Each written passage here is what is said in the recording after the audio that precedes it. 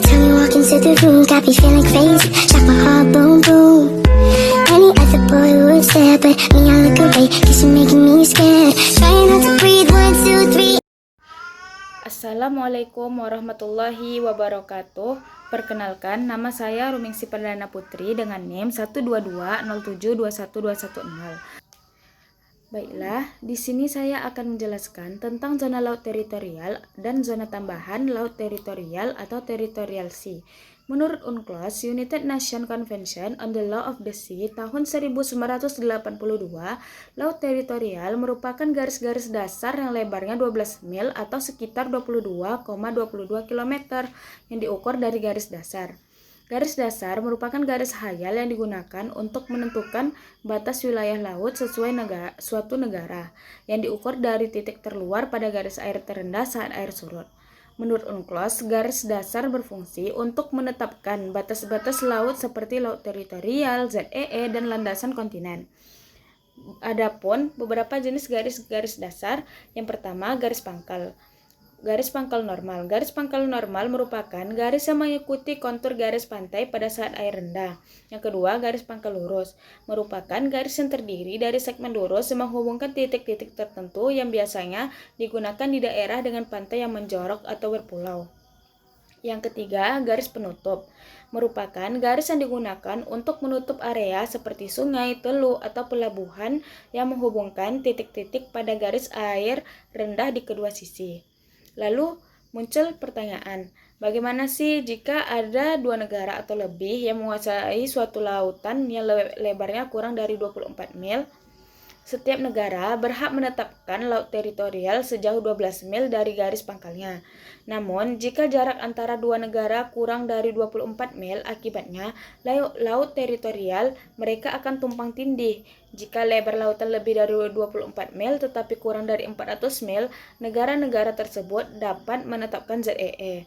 Namun, jika lebarnya kurang dari 24 mil, ZEE tidak berlaku dan pengelolaan sumber daya di area tersebut harus disepakati bersama.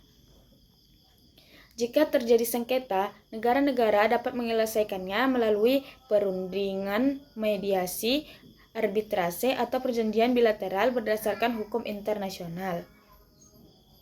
Adapun contoh kasus tentang penetapan batas laut teritorial Timor Leste dan Indonesia, adanya tumpang tindih dalam penetapan batas laut teritorial Timor Leste dan Indonesia, yaitu sekitar Selat Wetar, Laut Timor, dan Selat Ombay.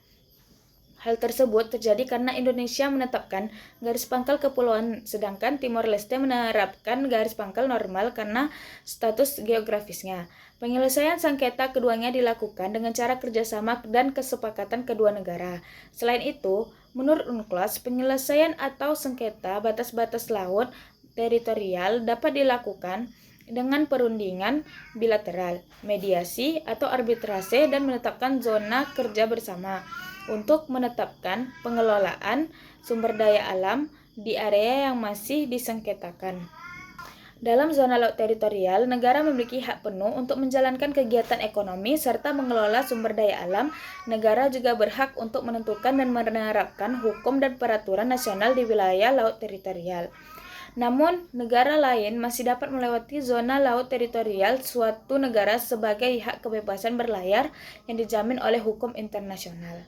Namun, kapal-kapal yang melintasi zona laut teritorial harus mematuhi hukum dan peraturan yang ditetapkan oleh negara yang memiliki wilayah tersebut, seperti tidak melakukan kegiatan yang merugikan kepentingan nasional dan keamanan negara, yaitu zona tambahan. Zona tambahan merupakan zona maritim yang terletak di luar batas laut teritorial dengan lebar maksimum 24 mil yang diukur dari garis pangkal.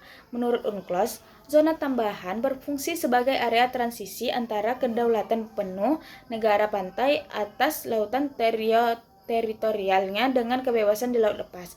Pada zona ini, negara pantai memiliki kewenangan terbatas untuk mencegah pelanggaran hukum di bidang bea cukai, fiskal, imigrasi, dan lingkungan. Adapun contoh kasusnya, penangkapan kapal penyeludupan narkoba di zona tambahan Amerika Serikat pada tahun 2015, United States Coast Guard USCG menangkap sebuah kapal asing di zona tambahan Amerika Serikat yang diduga terlibat dalam penyelundupan narkoba.